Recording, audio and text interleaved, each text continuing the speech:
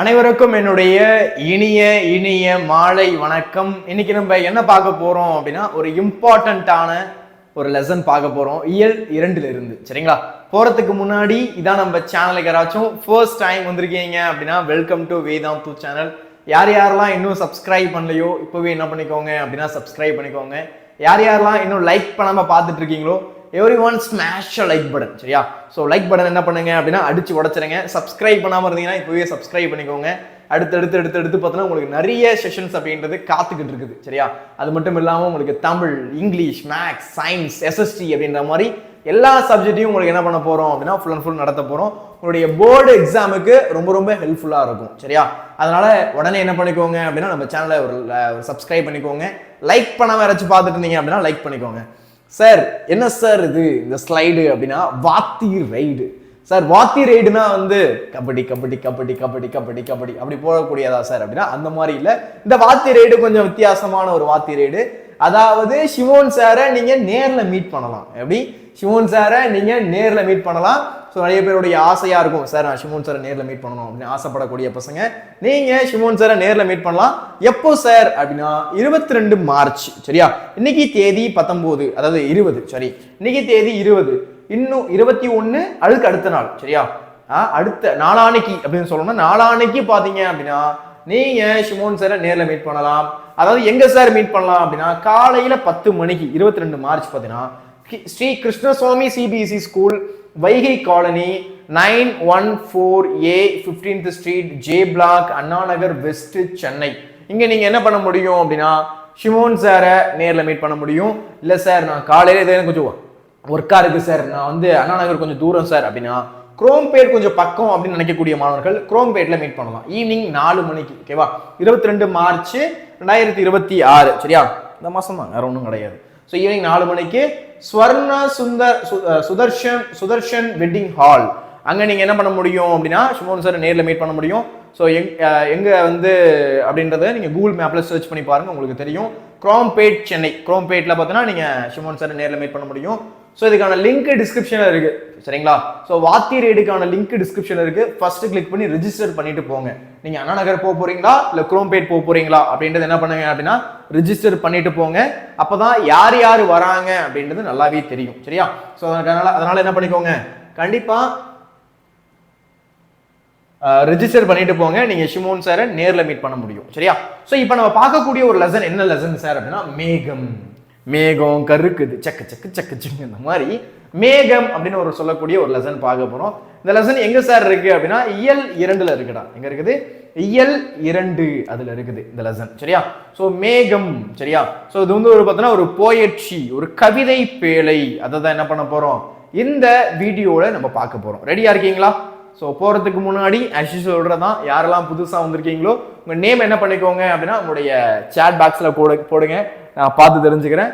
யார் யாரெல்லாம் இன்னும் சப்ஸ்கிரைப் பண்ணலையோ இப்பவே என்ன பண்ணிக்கோங்க அப்படின்னா சப்ஸ்கிரைப் பண்ணிக்கோங்க. லைக் பண்ணாம பார்த்துட்டு இருந்தீங்க அப்படின்னா லைக் பண்ணிடுங்க. சரியா?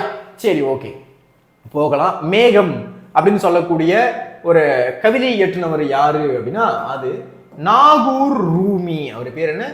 நாகூர் ரூமி. அவர் தான் என்ன பண்ணிருக்கிறார் அப்படின்னா இந்த மேகம்னு சொல்லக்கூடிய ஒரு கவிதை இயற்றிருக்கிறார். மேகம். ஓகே, மேகம் கிளவுட் எல்லாருக்கும் தெரியுமா? ஸோ மேகம் பார்ப்போம். எப்போ பார்ப்போம்? ஸ்கூல்ல வந்து கொஞ்சம் போர் அடிக்குது, கொஞ்சம் அந்த கிரவுண்டில் உட்கார வச்சு படிக்க சொல்றாங்க, அதெல்லாம் ஞாபகம் இருக்கா? ஸோ அந்த டைம் என்ன பண்ணுவோம் அப்படின்னா ஃப்ரெண்ட்ஸ் எல்லாம் சேர்ந்து, நான் பண்ணியிருக்கேன்டா, என் ஃப்ரெண்ட்ஸ் எல்லாம் சேர்ந்து என்ன பண்ணுவோம் அப்படின்னா மேகத்தை பார்த்து என்ன மாதிரி உருவங்கள்லாம் வருது அப்படின்னு நாங்கள் பார்ப்போம்.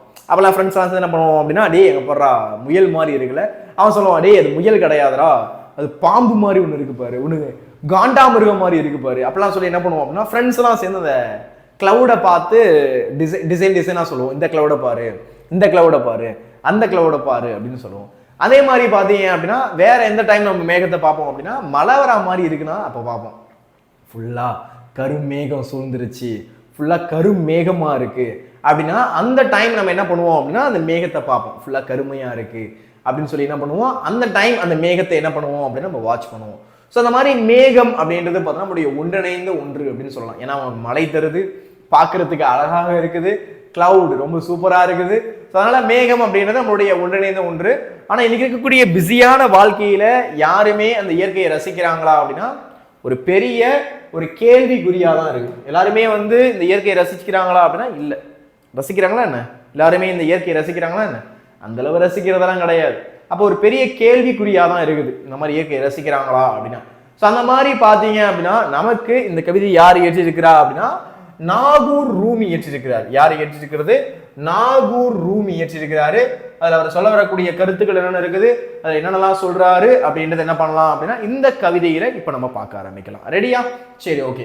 ஃபர்ஸ்ட் நாகூர் ரூமியை பத்தி என்ன சொல்றாங்க அப்படின்றத பார்ப்போம். அதை பார்த்துட்டு இந்த கவிதைக்குள்ள வருவோம். சரியா? ஸோ நூல்வெளி என்ன பார்க்க போறோம்? நூல்வெளி. முகமது ராஃபி, ஆக்சுவலா அவருடைய இயற்பெயர் பார்த்தீங்கன்னா முகமது ராஃபி.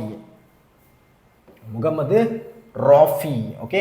ஸோ முகமது ராஃபி என்னும் இயற்பெயரை கொண்ட நாகூர் ரூமி தஞ்சை மாவட்டம், தஞ்சாவூர் எங்க மாவட்டம் தான், நான் வந்து கும்பகோணம். ஸோ தஞ்சாவூர் மாவட்டம், தஞ்சாவூர் மாவட்டத்துல தான் பாத்தீங்க அப்படின்னா பிறந்தவர். யாரு? முகமது ராஃபி. தஞ்சாவூர் மாவட்டத்துல பிறந்தவர். யாரு? முகமது ராஃபி. இவர் 80களில் 80ஸ்ல பாத்தீங்க அப்படின்னா அந்த 80ஸ்ல கணையாழி அப்படின்னு சொல்லக்கூடிய ஒரு இதழ்ல எழுத தொடங்கினார்.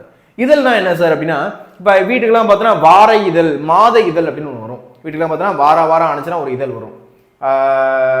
வருமேடா வார இதழ், குமுதம் வார இதழ், விகடன் மாத இதழ் அப்படிலாம் வரும், வீட்டுக்கு வரும், கேள்விப்பட்டிருக்கலாம். அப்ப 80களில் கணையாழி, அப்ப இந்த மாதிரி குமுதம், விகடன் இந்த மாதிரிலாம் பார்த்தோன்னா மாலை மலர், மாலை வார மலர் இந்த மாதிரிலாம் பார்த்தோன்னா அந்த மலர்லாம் வச்சிருப்பாங்க, இதழ்லாம் வச்சிருப்பாங்க. அந்த மாதிரி இதழ்கள் அப்படின்றது இருக்கு. ஸோ அந்த மாதிரி இதழ்கள்ல 80களில் எழுத தொடங்கினவர் தான் யாரு அப்படின்னா நம்முடைய நாகூர் ரூமி. சரியா? முகமது ராஃபி அப்படின்னு இயற்பெயரை கொண்டவர்.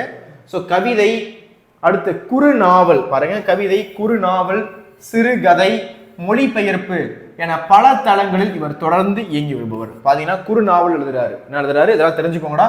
குறுநாவல், குறுநாவல். அடுத்து பாத்தீங்கன்னா சிறுகதை, சிறுகதை. அடுத்து வந்தீங்க அப்படின்னா மொழிபெயர்ப்பு, டிரான்ஸ்லேட் பண்றாரு. ஸோ மொழிபெயர்ப்பு ஏன்னா பல தளங்கள் இந்த மாதிரி பார்த்தீங்கன்னா சிறுகதை எழுதுறாரு, குறுநாவல் எழுதுறாரு, மொழிபெயர்ப்பு பண்றாரு. இந்த மாதிரி பல தளங்களில் தொடர்ந்து இயங்கி வருபவர்.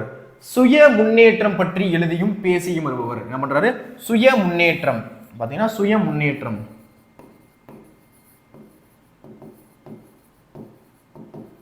சுய முன்னேற்றத்தை பத்தி பேசியும் எழுதியும் வருபவர். சரியா? சுய முன்னேற்றத்தை பத்தி பேசியும் எழுதியும் வருபவர். இவர் ஆங்கில பேராசிரியராக பணியாற்றி ஓய்வு பெற்றவர். உங்களுக்கு இங்கிலீஷ் நல்லாவே தெரியும். எந்த லாங்குவேஜ்னால தெரியும்? இங்கிலீஷ்ல சும்மா டசு புசுன்னு பேசுவார். அப்ப இவர் பார்த்தீங்கன்னா ஆங்கில பேராசிரியராக ஒரு இங்கிலீஷ் ப்ரொஃபஸரா இருந்திருக்கிறாரு. அது பணியாற்றிட்டு ஓய்வு பெற்றாரு, ரிட்டையர்மெண்ட் ஆயிட்டாரு. ஸோ இவரது நதியின் கால்கள், கவனிங்க, நதியின் கால்கள், 7வது சுவை, சொல்லாத சொல், இவருடைய வார்த்தைகள்லாம் பாருங்க கொஞ்சம் டிஃப்ரெண்டா இருக்குல்ல. அதாவது பார்த்தீங்கன்னா நதியின் கால்கள், நதியின் வந்து கால்கள், நதியினுடைய கால்கள். அடுத்து 7வது சுவை, 7வது சுவை கொஞ்சம் வித்தியாசமா இருக்கு. 7வது சுவை, சொல்லாத சொல், சொல்லாம ஒரு சொல் ஆகிய 3 கவிதை தொகுதிகள் வெளியாகியுள்ளன. ஸோ பசங்களா, யாருக்கெல்லாம் இந்த நியூ புக் வேணுமோ டிஸ்கிரிப்ஷனில் லிங்க் பண்றேன். இந்த நியூ புக்கை டவுன்லோட் பண்ணிக்கோங்க. சரியா? சார் எனக்கு நியூ புக் வேணும் சார், நியூ புக்குடைய பிடிஎஃப் என்கிட்ட இல்லை சார் அப்படின்னா இந்த பிடிஎஃபை நான் டிஸ்கிரிப்ஷனில் லிங்க் பண்றேன். கிளிக் பண்ணி என்ன பண்ணிக்கோங்க அப்படின்னா இந்த பிடிஎஃப் நீங்க டவுன்லோட் பண்ணிக்கலாம். ஓகே. ஸோ பாருங்க, ஒரு நதியின் கால்கள், 7வது சுவை, சொல்லாத சொல் ஆகிய 3 கவிதை தொகுதிகள் வெளியாகியுள்ளன. மொழிபெயர்ப்பு கவிதைகள், சிறு கவிதை தொகுதிகள் ஆகியவற்றுடன் கப்பலுக்கு போன மச்சான், நல்லா இருக்குல்ல இந்த வார்த்தைகள், நல்லா இருக்குல்ல. கப்பலுக்கு போன மச்சான் அப்படின்னு பார்த்தா ஒரு நாவல் எழுதியிருக்கிறார். கப்பலுக்கு போன மச்சான், கப்பலுக்கு போன மச்சான் அப்படின்னு பார்த்தா நாவல் எழுதியிருக்கிறார். சரியா? நாவல். சரியா? நாவல் தெரியுமில்ல உங்களுக்கு? ஸோ பக்கமா இருக்கும், போயிட்டே இருக்கும். ஒரு மாதிரி கற்பனை கலந்த படைப்பு தான், உண்மையெல்லாம் கிடையாது, கொஞ்சம் கற்பனை கலந்த படைப்பு தான் நாவல் அப்படின்றது. சுவாரஸ்யமா, அதாவது பார்த்தீங்கன்னா ஒரு இடத்துல ஸ்டார்ட் பண்ணி உடைய ஆழமா ஒரு இடத்துல ஸ்டார்ட் பண்ணி இப்படி போயிட்டே இருக்கும், அதான் நாவல் அப்படின்னு சொல்லுவோம். அந்த மாதிரி நாவல்களையும் எழுதினவர் தான் யாரு அப்படின்னா நம்மளுடைய முகமது ராஃபி. யாரு? முகமது ராஃபி. ரொம்ப முக்கியம்டா. ஸோ முகமது ராஃபி என்னும் இயற்பெயரை கொண்ட நாகூர் ரூமி. முகமது ராஃபி என்னும் இயற்பெயரை கொண்ட நாகூர் ரூமி தஞ்சாவூர் மாவட்டத்தில் பிறந்தவர். எங்க பிறந்தவர்? தஞ்சாவூர் மாவட்டத்தில் பிறந்தவர். 80களில் 80ஸ்ல பாத்தீங்க அப்படின்னா கணையாழி இதழில் எழுத தொடங்கி இருக்கிறாரு. எங்க 80களில் கணையாழி இதழில் எழுத தொடங்கி இருக்கிறாரு. கவிதை, குறுநாவல், சிறுகதை, மொழிபெயர்ப்பு என பல தளங்களில் இவர் தொடர்ந்து இயங்கி வருபவர். பார்த்தீங்கன்னா கவிதை எழுதுறாரு, இந்த விட்டமோ கவிதை எழுதுறாரு, குறு நாவல் எழுதுறாரு, அடுத்து பார்த்தீங்கன்னா மொழிபெயர்ப்பு பண்றாரு, சிறுகதை எழுதுறாரு. இந்த மாதிரி நிறைய விஷயங்கள்ல பார்த்தீங்கன்னா தளங்கள் அப்படின்னா அந்த பிளாட்ஃபார்ம். இப்போ நான் எந்த பிளாட்ஃபார்ம்ல இருக்கேன், உங்களுக்கு டீச்சிங் பிளாட்ஃபார்ம்ல இருக்கேன். இந்த மாதிரி வேற வேற பிளாட்ஃபார்ம்ல இருந்திருக்கிறாரு. ஸோ பார்த்தீங்கன்னா சிறுகதை எழுதுறது, மொழிபெயர்ப்பு எழுதுறது, இந்த மாதிரி பல தளங்களில் இவர் தொடர்ந்து இயங்கி வருபவர். சுய முன்னேற்றம் பற்றி எழுதியும் பேசியும் வருபவர். சுய முன்னேற்றத்தை பத்தி பேசியும் எழுதியும் வரக்கூடியவர் யாரு அப்படின்னா நம்முடைய முகமது ராஃபி. ஸோ இவர் ஆங்கில பேராசிரியராக பணியாற்றி, இங்கிலீஷ் ப்ரொஃபஸராக இருந்திருக்கிறாரு. ஆங்கில பேராசிரியராக பணியாற்றி ஓய்வு பெற்றவர். ஆங்கில பேராசிரியராக பணியாற்றி ஓய்வு பெற்றவர், ரிட்டையர்மெண்ட் ஆகிட்டாரு. இவரது நதியின் கால்கள், 7வது சுவை, சொல்லாத சொல் ஆகிய 3 கவிதைகள் வெளியாகியுள்ளன. இவருடைய நதியின் கால்கள், 7வது சுவை, சொல்லாத சொல் ஆகிய 3 கவிதை தொகுதிகள் வெளியாகி இருக்கு.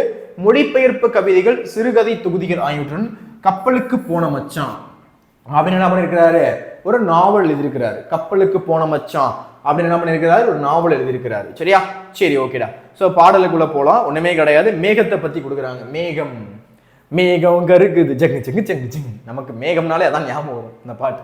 மின்னல் கருக்கு, மின்னல் அடிக்குது. அந்த மாதிரி பார்த்தோன்னா நமக்கு இந்த பாடல் மட்டும் தான் பார்த்தீங்கன்னா நமக்கு ஞாபகத்துக்கு வரும். கரெக்டா இல்லையாடா? யாருக்கெல்லாம் அந்த பாடல் ஞாபகத்துக்கு வரும்? உண்மையா இல்லையா? ஸோ மேகம் கருக்குது, மின்னல் அடிக்குதுன்னு என்ன பண்ணுவோம், இந்த பாடல் அப்படின்றது பார்த்தோன்னா நிறைய பசங்களுக்கு என்ன இருக்கும், ஞாபகம் அப்படின்றது இருக்கும். முடி வெட்டினண்டா, அதுக்கடுத்து ஷாம்பு போட்டேன் தலையில, நிற்கவே மாட்டேது தலையில. ஐயோ, நான் ஒரு சைடு தீவுனா அது ஒரு சைடு போய்கிட்டு இருக்கு, என்ன பண்றது.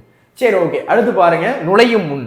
இந்த லெசனுக்குள்ள போறதுக்கு முன்னாடி அந்த லெசன்ல என்னென்னலாம் சொல்றாங்க அப்படின்றத பார்த்தீங்கன்னா நுழையும் முன். மேகம் நம் கூரையாக இருக்கின்றது. மேகம் அப்படின்றது எப்படி பாருங்க, நம்முடைய கூரை மாதிரி இருக்கு.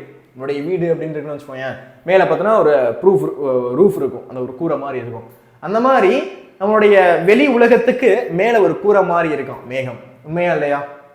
மழை பெய்யறப்ப மழை பெய்யுது, வெயில் அடிக்கும் போது பார்த்தோன்னா அந்த மேகத்தை தாண்டி வருது. ஸோ ஒரு கூரை மாதிரி இருக்கு அப்படின்னு சொல்லலாம். அப்ப மேகம் ஒரு கூரையாக இருக்கின்றது. வானத்திற்கு அழகு செய்வது மேகம். வானத்துக்கு அழகு செய்யறது எது அப்படின்னா அது மேகம் தான். வானத்துக்கே அழகா இருக்கும். உண்மையிலேயே ஒரு மாதிரி நல்லா இருக்கும்டா அந்த மேகம் இந்த டிராவல் ஆகி போகும்போது. அதே மாதிரி பார்த்தோன்னா மேகத்தை இன்னொரு இடத்துல ரொம்ப அழகா ரசிக்கலாம். ஃப்ளைட்ல போகும்போது அப்படியே பஞ்சு மிட்டாய் மாதிரி இருக்கும், எடுத்து சாப்பிடலாம் போல இருக்கும். ஸோ அப்படியே ஒரு சூப்பராக இருக்கும்டா மேகம். அப்படியே பார்க்கும்போது ஏதோ சொர்க்கத்துல மிதக்கிற மாதிரி இருக்கும் அந்த மேகம். பார்க்கும்போது எப்படி இருக்கும், சொர்க்கத்துல மிதக்கிற மாதிரி இருக்கும். ஃப்ளைட்ல போன பசங்களுக்கு தெரியும். ஸோ மேகம் நம்ம கூரையாக இருக்கின்றது.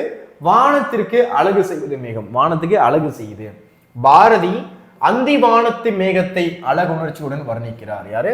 பாரதி அந்தி வானத்து மேகத்தை, அந்த அந்தி வானத்து மேகத்தை அழகுணர்ச்சியுடன் வர்ணிக்கிறார். அழகுணர்ச்சியோட வர்ணிக்கிறார். அப்படி வர்ணிக்கிறாரு, அழகுணர்ச்சியுடன் வர்ணிக்கிறார். பாரதி அந்திவானத்து மேகத்தை, அந்த அந்திவானத்து மேகத்தை ஈவினிங் டைம், சரியா, அந்த அந்திவானத்து மேகத்தை அழகுணர்ச்சியோட வர்ணிக்கிறார். பா, இப்படி இருக்கு தெரியுமா அந்த வானம், பார்க்கறதுக்கு அப்படியே பிரம்மி பூட்டுதுல, பார்க்கறதுக்கு அப்படியே ஈர்க்குதுல நம்மள. அந்த மாதிரி பார்த்தீங்கன்னா பிரமிப்போட இருக்கு. யாப்பையே மறந்து விடுகிறார். யாப்பு அப்படின்னா என்னது? பாரதியார் பார்த்தோம்னா யாப்பையே மறந்துடுறான். யாப்பு அப்படின்னா இலக்கணம். ஸோ அந்த மேகத்தை பார்த்து யாப்பு இலக்கணத்தையே பார்த்தீங்க அப்படின்னா நம்முடைய பாரதியார் மறந்து போயிடுறாரு. பா, என்ன மாதிரி இருக்குது, பா, என்னடா இது அழகு. சில டைம் பார்த்தா பிரமி படைஞ்சிருவோம்டா. ஏதாச்சும் ஒரு மூவி பார்க்கும்போதோ, ஏதாச்சும் ஒரு நேச்சுரல் சீன் பார்க்கும்போதோ, அந்த மாதிரி இயற்கையா இருக்கும்போது பார்த்தோன்னா நமக்கு எப்படி இருக்கும், அப்படியே புல்லரிச்சிடும். அப்பா, இதெல்லாம் வந்து எதிர்பார்க்கவே இல்லையே, இவ்வளவு சூப்பரா இருக்குமா, இவ்வளோ அருமையா இருக்குமா, இவ்வளோ நல்லா இருக்குமா அப்படின்ற மாதிரி ஆயிடும். ஸோ அந்த மாதிரி இருக்குது அப்படின்னு சொல்றாங்க. அப்ப மேகம் நம் கூரையாக இருக்கின்றது. மேகம் பார்த்தா நம்மளுக்கு ஒரு கூரை மாதிரி இருக்கு. வானத்திற்கும் அழகு செய்வது மேகம். இந்த வானத்துக்கு அழகு செய்யக்கூடியது எது அப்படின்னா அது மேகம். பாரதி அந்தி வானத்து மேகத்தை அழகுணர்ச்சியுடன் வர்ணிக்கிறார். பாரதியார் என்ன பண்றாராம், அந்தி வானத்து மேகத்தை அழகுணர்ச்சியோட வர்ணிக்கிறாரு. யாப்பையே மறந்துடுறாரு. இலக்கணம் இருக்குல்ல, எழுத்து, சொல், பொருள், யாப்பு, அணி, இதெல்லாம் இலக்கணம். யாப்பு இலக்கணத்தை மறந்துடுறாரு. இதில் எழுதும் போது யாப்பு இலக்கணத்துல மறந்து போயிடுது. எழுத்து எழுதணும், அசை எழுதணும், சீர் எழுதணும், தலை எழுதணும், அடி எழுதணும், தொடை எழுதணும், அதெல்லாம் மறந்து போயிடுறாரு. மேகத்தை தூது பொருளாக கவிஞர்கள் கொண்டாடுகின்றனர். மேகத்தை தூது பொருளாக நினைக்கிறாங்க. தூதுனா என்ன? இப்போ நான் இருக்கேன், நீங்க அங்க இருக்கீங்கன்னா ஒருத்தவங்கள்ட்ட நான் லெட்டர் கொடுத்து விட்றேன், அதான் தூது. நான் சொல்ல வரக்கூடிய விஷயத்த நான் டைரக்டா சொல்லாம ஒருத்தவங்க மூலியமா கொடுத்து விடுறேன், சொல்லி அனுப்புறேன், இது பேர் தான் தூது. அப்ப மேகத்தை தூது பொருட்களாக கவிஞர்கள் கொண்டாடுகின்றனர். மேகத்தை தூது பொருட்களாக கவிஞர்கள் கொண்டாடுகின்றனர். மேக சந்தேசம் என்று காளிதாசன் காவியமே இயற்றினார். மேக சந்தேசம் அப்படின்னு காளிதாசன் காவியம் இயற்றிருக்கிறார். யார் இயற்றிருக்கிறது? காளிதாசன். மேக சந்தேசம். எப்படி? மேக சந்தேசம் என்று காளிதாசன் காவியம் இயற்றினார். மேகம் நம்மை வெயிலிலிருந்து பாதுகாக்கிறது. ஆமா, மேகம் பார்த்தா வெயிலிருந்து பாதுகாக்க. சில டைம்லாம் பார்த்தா சூரியன் வந்து மேகத்துல போய் மறைஞ்சிரும். அப்பெல்லாம் பார்த்தா கொஞ்சம் வெயில் கம்மியா இருக்கும். அப்ப மேகம் நம்மை வெயிலிலிருந்து பாதுகாக்கிறது, நமக்கு மழை தருகிறது, நமக்கு மழையை கொடுக்குது, நமக்கு அழகு காட்சி வழங்கி வியக்க வைக்கிறது. நமக்கு அழகு காட்சியா வழங்கி என்ன பண்ணலாம், வியக்க வைக்கதான். மேகத்தை பற்றிய கவி பார்வை ஒன்றை காணலாம். மேகத்தை பத்தி இருக்கக்கூடிய கவி பார்வை ஒன்றை காணலாம். மேகத்தை பத்தி இருக்கக்கூடிய அந்த கவி பார்வையை பத்தி இங்கு காணலாம் அப்படின்னு கொடுக்குறாங்க. ஓகேவா? மேகம் பாத்தீங்கன்னா நமக்கு கூரையா இருக்குது. அடுத்து வானத்திற்கு அழகு செய்யக்கூடியது மேகம். வானத்துக்கு அழகு செய்யக்கூடியது மேகம். பாரதி அந்தி வானத்து மேகத்தை அழகுணர்ச்சியுடன் வர்ணிக்கிறார். பாரதியார் பார்த்தோன்னா அந்த அந்தி வானத்து மேகத்தை அழகுணர்ச்சியோட பார்க்கிறாரு. மேகத்தை அழகுணர்ச்சியோட பார்க்கிறாரு. யாப்பைய மறந்து போயிடுறாரு. யாப்பு இலக்கணத்தை என்ன பண்றாரு, மறந்து போயிடுறாரு. மேகத்தை தூது பொருளாக கவிஞர்கள் கொண்டாடுறாங்க. மேகத்தை என்ன பண்றாங்களாம், ஒரு தூது பொருட்களாக கவிஞர்கள் என்ன பண்றாங்க அப்படின்னா அதை கொண்டாடுறாங்க.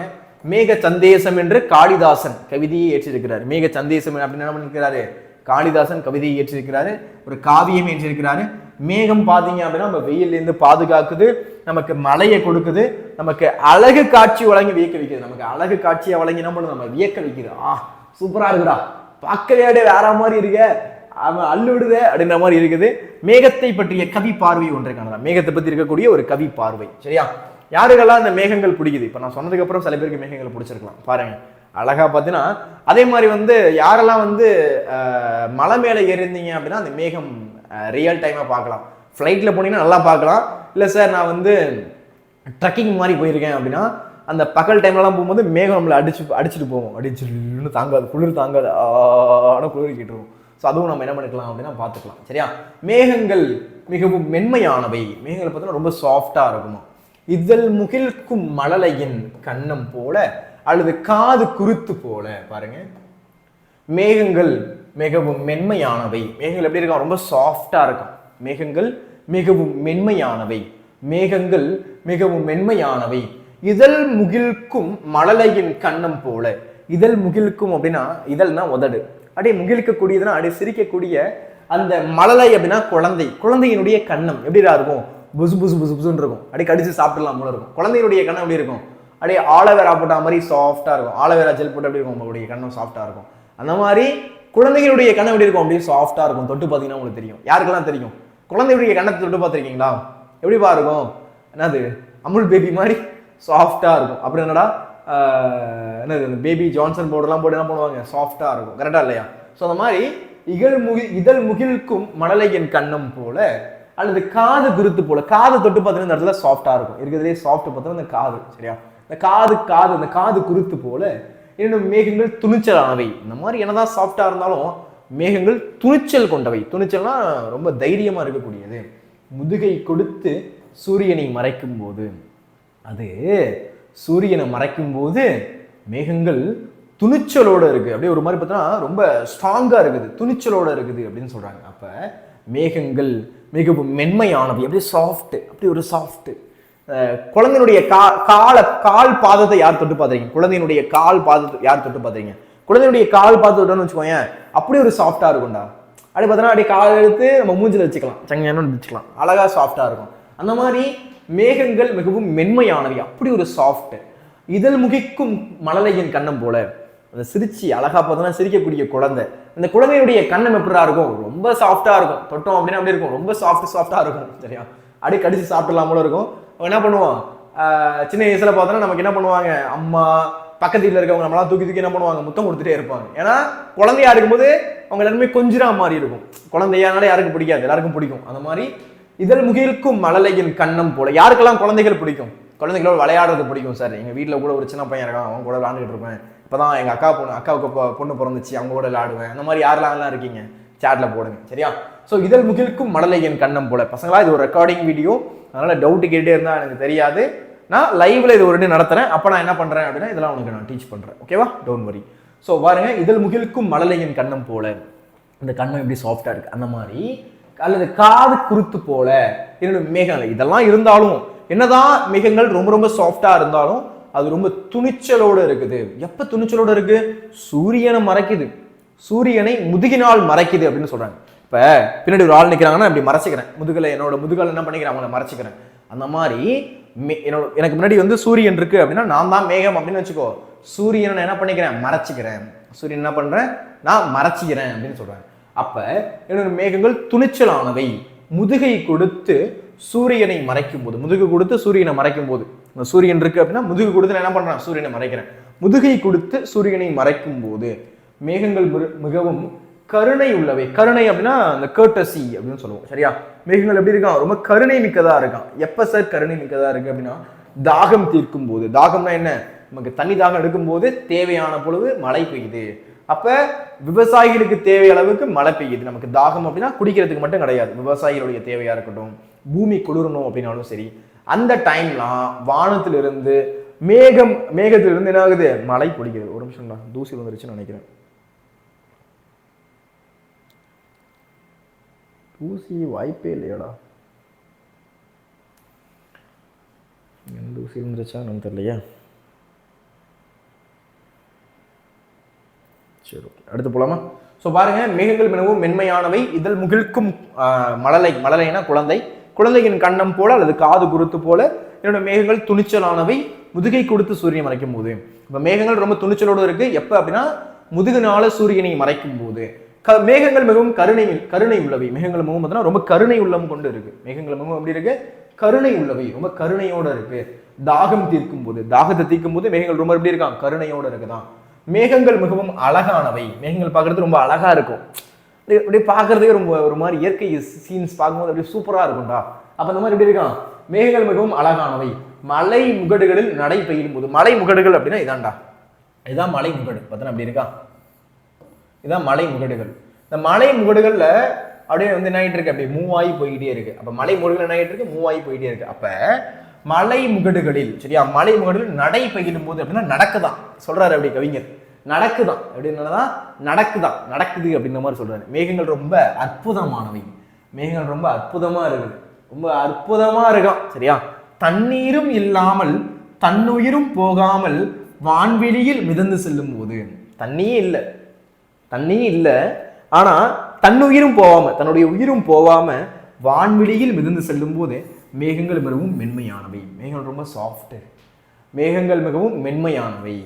ஸோ அந்த மாதிரி நம்மளும் பார்த்தோன்னா மேகங்கள் அளவுக்கு மென்மையாக இருக்கணும். அதுக்கு எல்லா இடத்துலையும் மென்மையாக இருந்துடாதீங்க, ஆனால் அந்த அளவுக்கு நம்மளுடைய மனசு மென்மையாக இருக்கணும். சரியா? அதுக்குன்னு வந்து அழுகிறதோ ஆக்ரோஷப்படுறதோ கிடையாது. மென்மை அப்படின்றது மற்றவங்கள்ட்ட பழகிறது. சரியா? ஸோ எப்படி வந்து நாகூர் ரூமி எப்படி மேகங்கள் ரொம்ப மென்மைன்னு சொல்கிறாரோ அந்த மாதிரி நம்ம என்ன பண்ணணும் அப்படின்னா மென்மையோடு இருக்கணும். யாருக்கிட்ட சார் அப்படின்னா நம்முடைய அம்மா கிட்ட, அப்பா கிட்ட, உறவினர்கள் கிட்ட, ஃப்ரெண்ட்ஸ் கிட்ட, எல்லார்ட்டையும் நம்ம மென்மையாக இருக்கணும். ஓகே? எல்லா இடத்துலையும் இப்போ மென்மையாக இருக்கணும் அவசியம் கிடையாது, ஆனால் மென்மையாக இருக்கணும் அப்படின்றது அந்த கவிதையோடு நம்ம என்ன பண்ணுறோம், அந்த இடத்துல முடிக்கிறோம். ஓகேவா? ஸோ மேகங்கள் மிகவும் மென்மையானவை. இதழ் முகிழ்க்கும் மழலையின் கண்ணம் போல அல்லது காது குருத்து போல என்னோட மேகங்கள் துணிச்சலானவை. ஆனாலும் மேகங்கள் துணிச்சலோடு இருக்கு, ரொம்ப பார்த்தோன்னா துணிச்சலோடு இருக்கு. சூரியனை மறைக்கும் போது, சூரியனை தன்னோட முதுகால மறைக்குது எது, மேகங்கள். அப்போ அது துணிச்சலோட தானே இருக்கு. ஸோ மேகங்கள் மிகவும் கருணை உள்ளவை. மேகங்கள் ரொம்ப வந்து கருணையோடு இருக்கு. மேகங்கள் மிகவும் கருணை உள்ளவை. தாகம் தீர்க்கும் போது, தாகத்தை தீர்க்கும் போது மேகங்கள் மிகவும் அழகானவை. மேகங்கள் பார்க்கறது ரொம்ப அழகா இருக்கு. மலை முகடுகளில் நடை பயிலும் போது, மலை முகடுகள்ல நடை பயிலும் போது மேகங்கள் ரொம்பவும் அற்புதமானவை. ரொம்ப அற்புதமா இருக்கே, ரொம்ப சூப்பரா இருக்கே. மேகங்கள் மிகவும் ரொம்ப அற்புதமானவை. தண்ணீரும் இல்லாமல் தன்னுயிரும் போகாமல், தண்ணீரும் இல்லாம தன்னுடைய உயிரும் போகாம வான்வெளியில் மிதந்து செல்லும் போது, வான்வெளியில் மிதந்து செல்லும் போது மேகங்கள் மிகவும் மென்மையானவை. அதை பார்க்கும்போது மேகங்கள் ரொம்ப சாஃப்டா இருக்கு அப்படின்னு சொல்றாங்க. எப்படி இருக்கான், மேகங்கள் ரொம்ப ரொம்ப ரொம்ப சாஃப்டா இருக்கு அப்படின்னு சொல்றாங்க. சரியா? ஸோ நாகூர் ரூமி ஏற்றிருக்கிறாரு. முகமது ராஃபி என்னும் இயற்பெயரை கொண்டவர் தான் யாரு அப்படின்னா நாகூர் ரூமி. தஞ்சாவூர்ல பிறந்தவர். இதெல்லாம் ரொம்ப ரொம்ப முக்கியம்டா, படிச்சுக்கோங்க. ஸோ முகமது ராஃபி என்னும் இயற்பெயர், அவருடைய இயற்பெயர் என்ன, முகமது ராஃபி. ஓகேவா? நாகூர் ரூமி, தஞ்சாவூர்ல பிறந்தவர். 80s பார்த்தீங்க அப்படின்னா கணையாடி இதழில் எழுத தொடங்கி இருக்கிறாரு.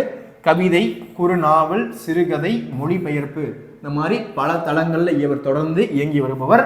சுய முன்னேற்றம் பற்றி எழுதியும் பேசியும் வருபவர். சுய முன்னேற்றம் நம்மளே எப்படி அப்கிரேட் பண்ணிக்கிறது, அதான் சுய முன்னேற்றம். சரியா? சுய முன்னேற்றம் அப்படின்னா நம்மளே எப்படி அப்கிரேட் பண்ணிக்கிறது, அதை பற்றி பேசியும் எழுதியும் வரக்கூடியவர். ஒரு ஆங்கில பேராசிரியராக பணியாற்றி ஓய்வு பெற்றவர். இங்கிலீஷ் ப்ரொஃபஸராக இருந்தார். பின்னாடி பார்த்தீங்கன்னா ஒரு ரிட்டையர் ஆயிட்டாரு. நதியின் கால்கள், நிறைய நூல்கள் எழுதியிருக்கிறார், கவிதை தொகுப்பில் எழுதியிருக்கிறாரு. நதியின் கால்கள்,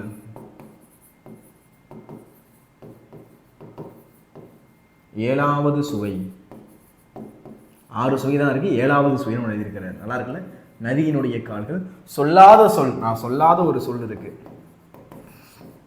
இவருடைய வார்த்தை அந்த கவிதை தொகுப்புலாம் ரொம்ப அருமையா இருக்குடா.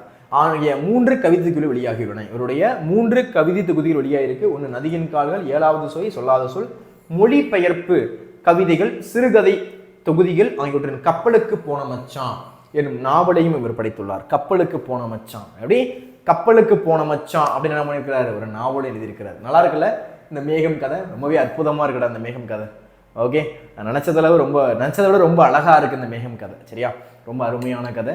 ஸோ கண்டிப்பாக என்ன பண்ணிக்கோங்க அப்படின்னா இந்த மேகம் கதையை படிச்சுக்கோங்க. லைவ்ல ஒரு வாட்டி நடத்தினேன், கண்டிப்பாக உனக்கு டவுட் வந்திருக்கும். அதனால் லைவ்லையும் ஒரு வாட்டி என்ன பண்ணுறேன் அப்படின்னா இந்த மேகம் கதை இன்னொரு வாட்டி, மேகம் இந்த கவிதை இன்னொரு வாட்டி நடத்துகிறேன். அதுக்கு முன்னாடி இதான் நம்ம சேனலுக்கு யாராச்சும் ஃபர்ஸ்ட் டைம் வந்திருக்கீங்கன்னா வெல்கம் டு வேதாந்து சேனல். யாரெல்லாம் இன்னும் சப்ஸ்கிரைப் பண்ணலையோ இப்போவே சப்ஸ்கிரைப் பண்ணிக்கோங்க. லைக் பண்ணாமல் பார்த்துட்டு இருந்தீங்க அப்படின்னா every one smash like button. சரியா? ஸோ சப்ஸ்கிரைப் பண்ணனா சப்ஸ்கிரைப் பண்ணிக்கோ, லைக் பண்ணலாம் லைக் பண்ணிக்கோ. யாரெல்லாம் வாத்தி ரைடுக்கு போகிறீங்களோ ரெஜிஸ்டர் பண்ணிட்டு போங்க. அப்போ தான் யாரெல்லாம் வரீங்க அப்படின்றது தெளிவாக தெரியும். ஸோ அதனால் டீம் உங்களை ஈஸியாக என்ன பண்ணுவாங்க அப்படின்னா காண்டாக்ட் பண்ணுவாங்க. யாரெல்லாம் வரீங்கன்றது ஈஸியாக என்ன பண்ணலாம், உங்களை சேர்ந்து எங்கெல்லாம் வரணும் அப்படின்றது தெளிவாக சொல்லுவாங்க. சரியா? அதனால் ரெஜிஸ்ட்ரேஷன் ரொம்ப ரொம்ப மஸ்டடா. ரெஜிஸ்ட்ரேஷன் பண்ணிட்டு போ, அப்போ தான் எத்தனை பேர் வரீங்க என்னதுன்னு தெரியும். ஸோ ரெஜிஸ்ட்ரேஷன் பண்ணாமல் போயிடாதீங்க. வாத்திரையில் ஷிமோன் சாரை மீட் பண்ணிட்டு வந்து என்கிட்ட சொல்லுங்கள். சரியா? ஓகேடா பசங்களா, இந்த வீடியோவில் என்ன பண்ணுறேன் அப்படின்னா என் பண்ணுறேன். ஒரு ரெக்கார்டிங் வீடியோ, அதனால் சில பேருக்கு டவுட் வந்திருக்கும். ஸோ கவலைப்படாதீங்க. இதே வீடியோவை இன்னொரு நாள் என்ன பண்ணுறேன் அப்படின்னா நான் லைவில் நடத்துகிறேன். ஸோ இதே லெசனை இன்னொரு நாள் லைவில் நடத்துகிறேன். அப்போ உன்னுடைய கொரீஸை நீ தாராளமாக என்கிட்ட கேட்கலாம். அப்போ நான் என்ன பண்ணுறேன் அப்படின்னா ஆன்சர் பண்ணுறேன். நியூ புக்குனுடைய பிடிஎஃப் நிறைய பேர் கேட்டுகிட்டே இருந்தீங்க. இந்த வீடியோவுக்கு கீழே டிஸ்கிரிப்ஷனில் என்ன பண்ணுறேன் அப்படின்னா இந்த பிடிஎஃப் நான் கொடுக்குறேன். நியூ புக்குடைய பிடிஎஃப் கண்டிப்பாக டவுன்லோட் பண்ணிக்கோங்க, யூட்டிலைஸ் பண்ணிக்கோங்க. இதே மாதிரி அடுத்த ஒரு வகுப்பில் நம்ம என்ன பண்ணலாம் அப்படின்னா மீட் பண்ணலாம். Okay, bye bye bye bye bye பாய்டா.